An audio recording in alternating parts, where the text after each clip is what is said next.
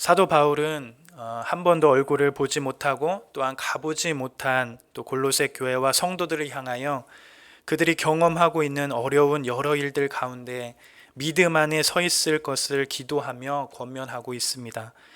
골로새 성도들은 에바브라를 통하여 복음을 들었고 예수를 믿게 되었습니다.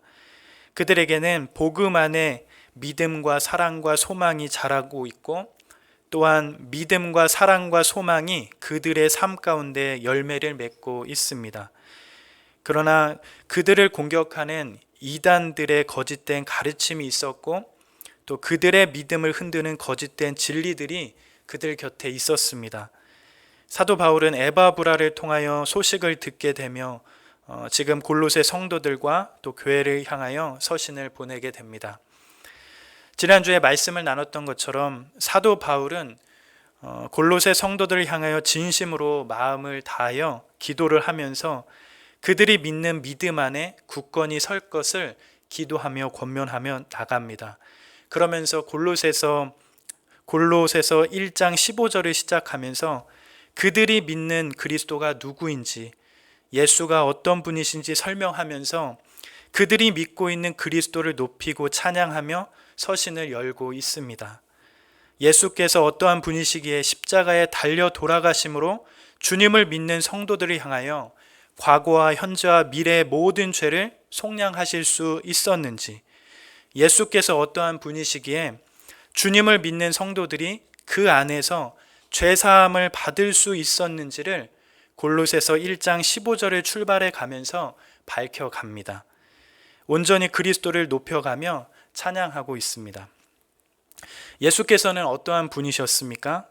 15절 말씀을 보면 그는 보이지 아니하는 하나님의 형상이시며 모든 피조물보다 먼저 나신 분이십니다. 예수께서는 그저 막연한 신적 존재에 불과한 것이 아니라 예수 자신이 하나님의 원형, 곧 하나님 자신으로서 하나님을 온전히 정확하게 나타내신 분이십니다. 또한 하나님의 원형이신 그분은 천지 만물이 창조되기 이전부터 존재하신 분이십니다. 그러기에 16절에 그러한 하나님이신 예수께서 모든 천지 만물이 창조되기 이전부터 존재하신 분께서는 만물을 창조하시며 만물이 다 그로 인하여 창조되었고 또한 모든 만물들이 그를 위하여 창조되었다고 사도 바울은 밝히고 있습니다. 또한 17절의 말씀을 통하여 사도 바울은 모든 만물을 창조하실 뿐더러 이제는 이 세상을 만드신 예수께서는 이 만물 안에 함께 계셔서 이 만물이 유지되고 존속될 수 있도록 여전히 붙들고 있음을 밝히고 있습니다. 우리는 이러한 말씀을 통하여 주님을 믿는 자들로서 주님을 믿는 믿음으로 우리의 삶이 얼마나 온전하고 또한 영화로워질 수밖에 없는 존재인지를 확인하게 됩니다. 내가 믿는 주님이 어떠한 분이신지 알아가면서 우리의 존재의 유무를 생각해 보게 됩니다. 점점 불확실하고 혼란스러우며 때로는 거스르고 어긋난 세상 가운데 우리는 매일같이 우리의 믿음을 저울질하고 또 우리의 믿음에 대하여 도전받게 됩니다. 그러나 이러한 진리의 말씀을 우리가 붙들고 우리의 삶 가운데 뿌리 내리며 내가 믿는 주님 때문에, 내가 믿는 주님이 어떠하기 때문에 우리가 더욱 기쁨과 평안을 누려가는 그러한 삶이 우리의 삶이 되기를 원합니다. 예수를 아는 지식이 매일같이 자라면서 우리가 단순히 예수를 믿을 뿐만 아니라 더욱 주님을 사랑하게 되어서 주님을 닮아가고 주님의 아름다운 인격이 우리의 삶에 열매를 맺어가기를 원합니다. 그러면서 오늘 읽은 본문 말씀이 연결되면서 계속해서 사도 바울은 우리의 믿음의 본질이요 내용인 주님이 어떠한 분이신지, 예수께서 어떠한 분이신지 말씀을 통해서 밝혀나갑니다. 골로새서 1장 18절 말씀을 우리 다시 한번 읽어봤으면 좋겠습니다. 골로새서 1장 18절 말씀입니다. 그는 몸인 교회의 머리시라. 그가 근본이시요 죽은 자들 가운데서 먼저 나신 이시니 이는 친히 만물의 으뜸이 되려 하심이요. 골로새서 1장 18절 말씀을 보면 예수께서는 어떠한 분이신지 알 수 있게 됩니다. 첫째로는 예수께서는 몸인 교회의 머리이신 분이십니다. 그리고 둘째로는 예수께서는 근본이시며 죽은 자들 가운데서 먼저 나신 분임을 말씀하고 있습니다. 그러면서 마지막으로 18절에서 밝히는 것은 그러한 그분께서 친히 만물의 으뜸이 되시는 분이심을 밝히고 있습니다. 예수께서는 만물을 창조하시고 또한 만물의 머리이실 뿐만 아니라 주님은 몸인 교회의 머리시라고 말씀합니다. 교회는 주님의 몸이고 주님은 교회의 머리이십니다. 이것은 바로 교회의 존영과 영광의 핵심이 되는 말씀입니다. 주님께서는 교회의 통일성과 응집성의 중심이며 교회의 존속과 방향의 원천이 되시는 분이십니다.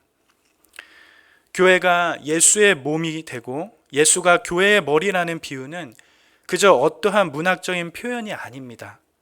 우리 각각의 성도들이 예수를 믿어서 거듭나는 순간 일어나는 현상입니다.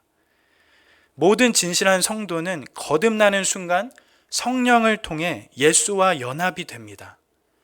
성도는 몸의 한 부분으로서 머리 대신 그리스도와 연합이 되고 결합이 됩니다. 뿐만 아니라 모든 교회와 성도의 머리는 예수시기 때문에 이 몸의 생명을 유지하기 위하여 그리스도와 연합되어야 하며 결코 그리스도 이외의 다른 어떤 것이 교회와 성도들의 머리가 될 수 없음을 밝히고 있습니다. 그러므로 교회가 중요한 결정을 할 때마다 머리이신 주님의 다스리심과 인도하심이 드러나도록 해야 합니다. 주님께서 교회와 성도를 어떻게 다스리시고 이끄시는지가 교회의 결정 사안에 잘 묻어나도록 하는 것이 교회와 성도들이 유념해야 할 핵심이 됩니다. 교회와 성도는 우리의 머리이신 주님께서 우리를 위하여 품으신 계획과 생각이 어떠한 것인지 분별하고 그 분별된 것을 만들어 섬기고 순종하는 공동체입니다. 또한 예수 그리스도가 교회의 머리라는 것은 또 하나 중요한 메시지를 우리들에게 던져줍니다. 그것은 우리가 예수를 믿고 거듭날 때에 예수와 연합될 뿐만 아니라 동시에 성령 안에서 교회의 몸을 구성하고 있는 다른 지체들과 연합이 되어야 한다는 것을 의미합니다. 한 사람이 성도가 된다는 것은 그저 교회를 왔다 갔다 하면서 혼자 신앙생활을 한다는 말이 아니라 예수를 믿는 순간 교회의 머리이신 예수와 연합되고 더불어 예수의 몸을 구성하는 다른 지체들과 연합되는 것을 의미합니다. 주님을 믿고 그 믿음으로 사는 자들은 나와 예수, 또한 나와 교회, 또한 나와 지체들이 하나로 연합되는 것을 추구하는 자들입니다. 사실 연합되고 하나가 된다는 것은 참 쉬운 일이 아닙니다. 여전히 교회 안에서도 불완전하고 한계가 많습니다. 때로는 여러 관계들 가운데 참 쉽지 않은 관계도 여전히 존재하고 있기 마련입니다. 죄 때문에 관계가 깨어진 시대를 살아가면서 때로는 연합하고 하나가 되기가 참 쉽지 않은 일입니다. 그럼에도 불구하고 예수를 믿는 믿음으로 머리이신 예수와 몸으로 연합되어 하나가 되어야 합니다. 왜냐하면 한 몸으로 구성된 공동체가 바로 교회이기 때문입니다. 교회는 죄로 깨어진 세상을 향하여 하나님의 복된 대안이 되는 그런 공동체가 바로 교회입니다. 교회와 같은 공동체는 세상에 아무것도 없습니다. 주님이 구원받은 백성들에게 교회를 선물로 주셨습니다. 머리이신 예수께서 붙여놓으신 몸이기 때문에 우리는 사랑하기 어려운 사람들 뿐만 아니라 때로는 원수까지도 내 뼈 중에 뼈요 살 중에 살인 것처럼 내 몸의 한 부분으로 받아들이며 서로 아껴주고 희생하며 몸의 일부로서 함께 받아들이고 사랑하는 공동체가 되어야 합니다. 주님이 교회의 머리가 되시고 우리는 교회를 구성하는 중요한 몸인 것을 우리는 잊지 않고 온전한 지체를 이루어 가야 함을 잊어서는 안 될 것입니다. 그러면서 18절 두 번째로 예수는 어떠한 분이신가 사도 바울은 밝혀갑니다.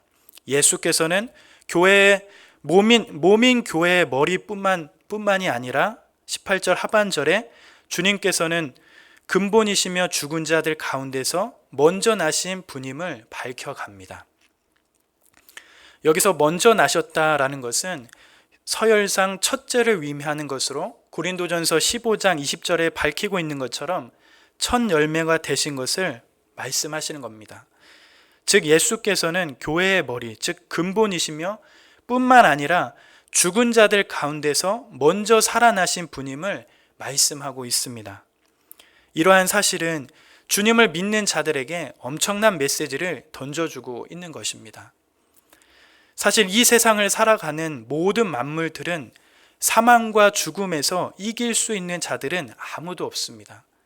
특별히 우리 인간들도 질그릇 같은 연약한 육체를 가지고 있기 때문에 죽음과 사망을 피할 수 있는 자가 아무도 없습니다. 우리는 이 땅을 살아가면서, 이 땅을 살면서 각종 질병을 앓거나 수많은 슬픔과 아픔을 경험하면서 누구도 예외 없이 사망의 고통을 겪어야 하는 그런 한계를 가지고 있습니다. 그러나 성경은, 하나님의 말씀은 예수께서 부활하심으로 인류 역사 안에 새로운 시대를 열었다고 선포하며 말씀하십니다. 주님의 부활은 우리에게 중요한 메시지를 던져줍니다. 사람의 몸으로 한 번도 사망을 이긴 적이 없는 인생의 역사 속에서, 그러한 인생의 역사 속으로 예수께서 사람의 몸으로 오셔서 사망을 이기시고 또한 사망과 관계없는 새로운 사람으로 나타나신 것입니다. 사망을 이기는 새 시대, 사망과 관계없는 사람의 새로운 역사가 열린 증거가 되었습니다. 그러므로 성도는 살아계신 우리 주님을 예배하고 또한 살아계신 그분과 인격적으로 만나며 그분을 믿을 뿐만 아니라 동시에 성도 역시 사망과 죽음을 이긴 자들임을 기억해야 한다라는 것입니다. 우리는 여전히 약하고 슬프고 한계가 많은 인생이지만 우리는 육신의 장막을 벗는 순간에도 사망을 두려워하거나 회피하지 않아야 합니다. 사망이 예수의 승리로 또한 영생으로 들어가는 과정인 것을 알기 때문에 죽음을 회피하지 않고 받아들이는 것입니다. 죽음과 사망을 이기신 주님 때문에, 죽은 자 가운데서 먼저 살아나신 그 주님 때문에 연약한 질그릇 같은 육신을 갖고 사는 성도들에게도 이 사망과 죽음을 이길 수 있는 승리가 주어졌다는 것을 우리는 확신하고 잊지 말아야 할 것입니다. 부활의 영광은 주님의 재림 때의 몸의 영화를 통하여서 우리가 경험할 것입니다. 하지만 부활의 영광, 곧 사망을 이기신 영광스러운 주님의 승리는 질그릇 같은 육체를 가진 우리에게도 얼마든지 경험하고 참여할 수 있는 영광이 됩니다. 그러므로 우리는 사망을 이긴 승리가 무엇인지 아는 그러한 삶을 누려야 할 것입니다. 슬픔이 가득한 자리에서도 구주께서 사망을 이기시고 부활하셨기에 이리도 사망을 이길 수 있다라는 사실을 마음속에 분명하게 믿고 살아야 할 것입니다. 예수께서는 교회의 머리가 되실 뿐더러 또한 예수께서는 친히 죽은 자들 가운데서 먼저 살아나신 분이 되셨습니다. 그렇다면 왜 예수께서는 그렇게 되셨을까요? 그 이유를 사도 바울은 18절 마지막 문단을 밝혀가면서 말씀을 이어가고 있습니다. 예수께서 그렇게 하신 이유는 무엇입니까? 그것은 이는 친히 만물의 으뜸이 되려 하심이요라고 밝혀가고 있습니다. 주님께서는 만물 가운데서 으뜸이 되시는 분이시기 때문에 그렇다고 사도 바울은 밝히고 있습니다. 예수께서는 천지의 만물의 으뜸이십니다. 만물을 창조하신 창조주이시며 그 만물이 존재할 목적과 이유가 되시고 또한 만물이 그분 안에 유지되고 붙들린 바 되었습니다. 그뿐만 아니라 새로운 창조물인 교회와 성도들의 머리가 되셨고 이제는 사망을 이겨 새로운 시대를 열어주셨습니다. 그러므로 마땅히 주님에게 우리가 가장 으뜸이 되는 자리를 내어드려야 하는 것이 마땅합니다. 천지 만물 중에 주님께서 가장 높은 자리를 차지할 자가 아무도 없습니다. 주님이 우리의 모든 것이 되시며 찬송과 영광을 받으시기에 합당한 분이심을 믿고 의심 없이 우리는 고백해야 합니다. 성도와 비신자의 가장 큰 차이가 무엇일까요? 성도들과 불신자들의 가장 큰 차이는 무엇일까요? 우리는 때때로 이러한 질문 가운데 이러한 문제를 어떠한 윤리와 도덕적인 면에서 찾으려고 할 때가 참 많습니다. 그래도 신자들은 윤리와 도덕적인 면에서 비신자들보다 더 훌륭하지 않을까 하는 그런 생각을 우리는 갖곤 합니다. 그런데 불신자들 중에서도 성도들을 부끄럽게 만들 정도로 윤리와 도덕적인 면들이 탁월하고 매우 인격적인 사람들도 많은 것을 보게 됩니다. 성도라는 것을 내세우기 어려울 정도로 그렇게 탁월한 인격적인 사람들이 참 많습니다. 그렇다면 성도와 불신자의 핵심적인 차이는 무엇일까요? 그것은 그 중심에 누가 있는지 보면 알게 됩니다. 거듭나지 않은 자의 삶의 최우선 자리에는 자기 자신이 있고 성도는 성도의 삶의 최우선 자리에는 항상 예수께서 앉아 계십니다. 성도들도 한없이 연약하기에 다른 사람처럼 내가 중심에 앉아서 다른 사람들을 좌지우지하고 내가 아닌 다른 사람을 바꾸고 싶어하는 그러한 본성이 여전히 지니고 있지만 우리는 그 자리가 주의 자리인 줄 알고 내어드리게 됩니다. 그것이 바로 성도들의 삶인 것이죠. 하나님을 우리의 삶에서 가장 으뜸 자리에 모실 때 비로소 우리의 삶의 모든 질서가 제 자리를 찾아갑니다. 또한 우리의 한 번뿐인 인생의 가치와 의미가 회복되고 생명을 얻어갑니다. 늘 반복되고 평범한 일상이 우리의 삶이지만 그 안에 복된 영생의 영광으로 들어가기 시작됩니다. 주께 우리의 삶의 으뜸 자리를 내어드리는 것, 그것은 마땅히 성도로서 지녀야 할 본분임을 알게 됩니다. 이 세상 그 어느 것보다 주님을 대신하여 으뜸이 될 수는 없습니다. 오직 이 세상을 만드시고 창조하시며 보존하시고 또한 교회의 머리시며 사망의 권세에서 먼저 살아나신 주님께서 친히 모든 것 위에 으뜸이 되십니다. 그러한 고백과 삶이 진짜 인생을 사는 길임을 보게 됩니다. 그것이 바로 우리를 향한 또한 교회와 성도들을 향한 주님의 부르심임을 우리는 보고 확인하게 됩니다. 그렇다면 주님께서는 어떻게 만물의 으뜸이 되실 수 있었습니까? 어떻게 만물의 으뜸이 되실 수 있습니까? 어떻게 주님께서는 이 세상의 모든 것 위에 뛰어난 분이라고 말할 수 있는 것입니까?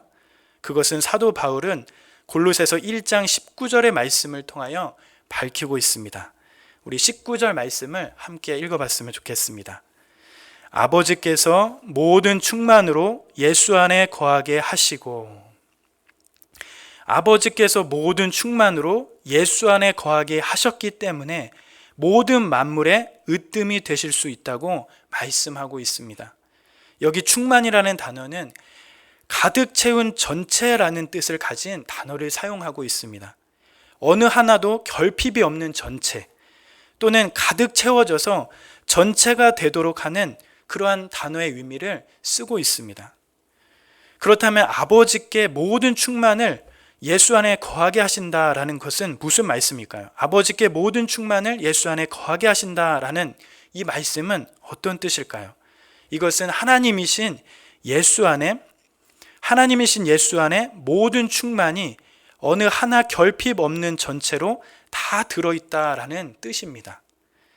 하나님의 모든 속성과 활동, 즉 영과 말씀과 지혜와 영광이 그리스도 안에서 완전하게 드러났다라는 그런 의미입니다. 하나님이신 예수께서 하나님으로서의 모든 것이 하나도 부족하거나 빠짐없이 전체로서 가득 채워져 있는 분이 바로 예수라는 것을 드러내는 것입니다. 하나님으로 충만하신 예수께서는 사람으로서도 충만하신 분이십니다. 죄만 없을 뿐이지 완전한 사람이십니다. 완전한 하나님이시며 완전한 사람이신 예수 안에 모든 충만이 있다라는 것입니다. 그렇기 때문에 결핍과 한계가 있는 자들을 은혜로 다 받아주시고, 때로는 자격이 없는 자를 자격 있는 자처럼, 때로는 용서받을 수 없는 죄인들을 용서받기에 충분한 자처럼 충만하게 채워주셔서 죄 없다 하시고 구원하시는 그 분이 바로 예수라는 것입니다. 그뿐 아니라 이 땅을 살아가는 모든 필요를 충만하게 채우시는 분이 바로 예수라는 것입니다. 그러기에 예수께서는 이 세상의 모든 것들 위에 뛰어난 분이시며 모든 것 위에 으뜸이 되시는 분이십니다. 주님 안에 모든 것이 있음을 믿고 가야 한다는 것입니다. 모든 충만을 예수 안에 거하게 하신 하나님께서 예수를 통하여 어떠한 일을 이루게 하셨다라고 말씀하십니까? 예수께서는 어떠한 분이신지 사도 바울은 마지막 말씀을 밝혀갑니다. 바로 골로새서 1장 20절 말씀입니다. 우리 이 말씀을 마지막으로 한 번 더 읽어보도록 하겠습니다. 1장 20절입니다. 그의 십자가의 피로 화평을 이루사 만물 곧 땅에 있는 것들이나 하늘에 있는 것들이 그로 말미암아 자기와 화목하게 되기를 기뻐하심이라.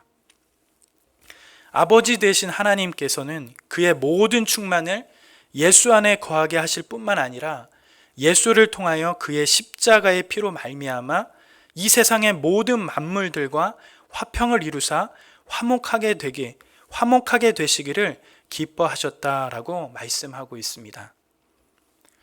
죄는 그냥 죄로만 존재하다가 사라지는 것이 아님을 우리는 성경의 역사를 통하여 잘 알고 있으며 깨닫게 됩니다.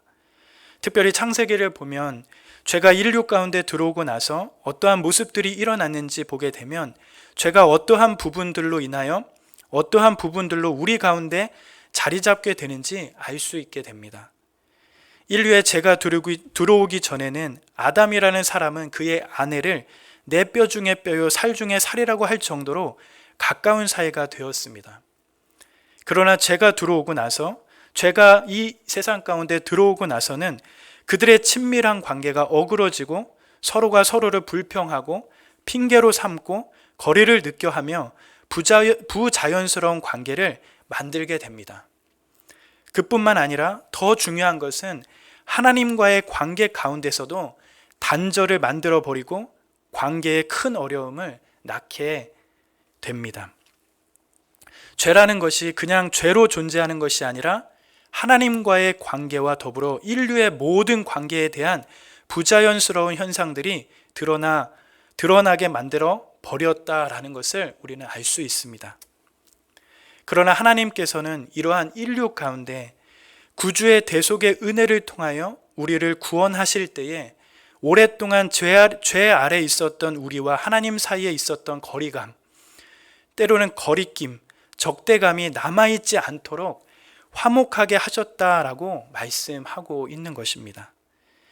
하나님께서 그리스도의 피로 화평을 이루셔서 예수의 공로로 하나님과 우리 사이에 평화를 만드셔서 그 화목을 우리가 누리고 즐거워하고 참여하게 하시기를 기뻐하신다고 말씀하십니다.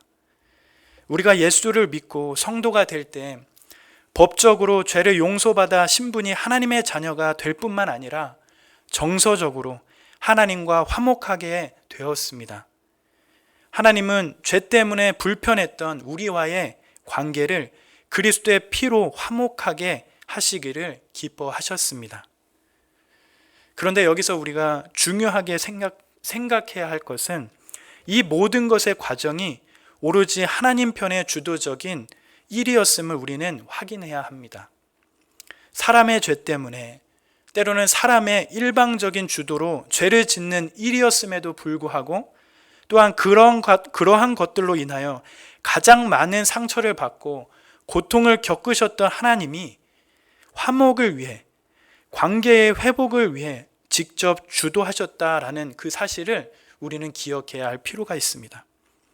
그의 아들 안에서 그리스도의 피로 화목하게 하시기를 기뻐하셨습니다. 사람이 뭐가 잘나서 그렇게 된 것이 아니라, 우리가 뭔가 해서 그렇게 된 것이 아니라, 하나님이 그의 아들 안에서, 예수 안에서 십자가의 피로 화목을 이루어 주시고 그 화목의 자리로 우리를 불러주셨습니다.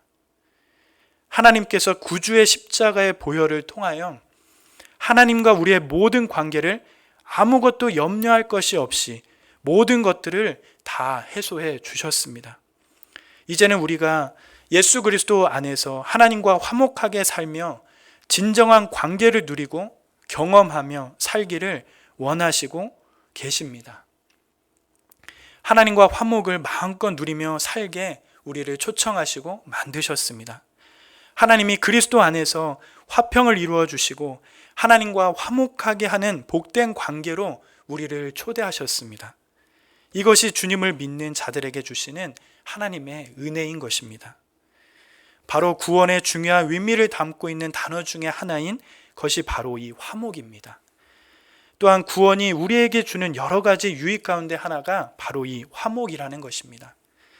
하나님께서는 우리의 죄를 용서해 주시고 그분의 자녀가 되게 하실 뿐만 아니라 하나님과 깊은 화목의 관계에 들어가도록 우리를 초청하시고 초대하셨다라는 것입니다. 우리는 살면서 마음이 많이 위축될 때가 참 많습니다. 때로는 어려움이 찾아오기도 합니다. 이럴 때에 혹은 우리 마음속에 혹시 하나님이 나를 홀대하시는 것이 아닐까, 또는 나를 다른 사람보다 덜 사랑하는 것은 아닐까, 하나님이 나를 관심을 가지고 계실까 하는 그런 많은 염려들이 쏟아질 때가 많습니다. 이러한 생각 때문에 때로는 더 큰 고통과 절망과 시름을 하기도 하는 것 같습니다. 그럴 때에 우리는 하나님 앞에 서서 하나님의 말씀이, 또 성경이 하는 말씀을 붙들고 우리는 싸워야 합니다. 어떤 절망적인 경험을 하는 삶의 자리에서도 하나님의 생각은 내 생각과 다르다는 사실을 믿고 싸워야 합니다. 하나님이 예수가 십자가에서 흘린 피로 화평을 이루시고 우리를 화목의 자리로 부르시기를 즐거워하시고 기뻐하신다는 사실을 우리는 믿어야 합니다. 하나님은 우리에게 정서적인 거부 반응이나 거리낌이나 우리를 멀리 두고 싶은 마음이 하나도 없으신 분이심을 우리는 알아야 합니다. 하나님은 우리를 자신의 가장 가깝고 친밀한 자리에 두기를 원하시며 늘 초청하시는 분이십니다. 내 인생의 가장 고통스러운 삶에 경험하는 그 자리에 설지라도 우리는 하나님은 나를 화목 가운데 이끄시는 분임을 믿고 가야 합니다. 하나님은 화목하게 하는 이 복된 은혜를 이 땅을 살아가는 성도들을 향하여 주시기를 기뻐하십니다. 그 화목 안에서 친밀하게 누릴 때인 주를 알고 마음껏 화목 안에 머물라고 사도 바울은 권면하며 말씀을 이어가고 골로새 성도와 교회들을 향하여 서신을 보내고 있음을 우리는 확신해야 합니다. 말씀을 맺습니다.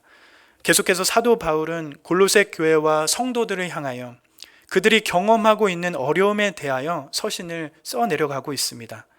무엇보다 그들을 어렵게 하고 혼란스럽게 하는 이단들과 거짓 진리 가운데 그럼에도 불구하고 그들이 믿는 예수가 어떠한 분인지를 밝히면서 온전한 진리 가운데 서기를 강구하고 있습니다. 여전히 이 땅을 살아가는 성도들에게도 이 세상을 살아가면서 우리의 믿음을 혼란스럽게 하고 어렵게 만들며 우리의 믿음을 저울질하게 만드는 것들이 많습니다. 그러나 내가 믿는 주님이 어떠한 분인지를 우리는 늘 깨닫고 예수 안에 기쁨과 평안이 있음을 경험하기를 소망합니다. 예수께서는 몸인 교회의 머리시며 죽은 자들 가운데 먼저 살아나신 분이시며 친히 만물의 으뜸이 되시는 분이십니다. 또한 모든 충만으로 거하시는 분이시며 십자가의 피로 화평을 이루사 화목을 이루신 분이십니다. 우리가 믿는 분이 누구인지 다시금 확인하면서 주님을 믿는 기쁨이 저와 우리 연합교회 성도님과 가정 가운데 충만하시기를 기도합니다.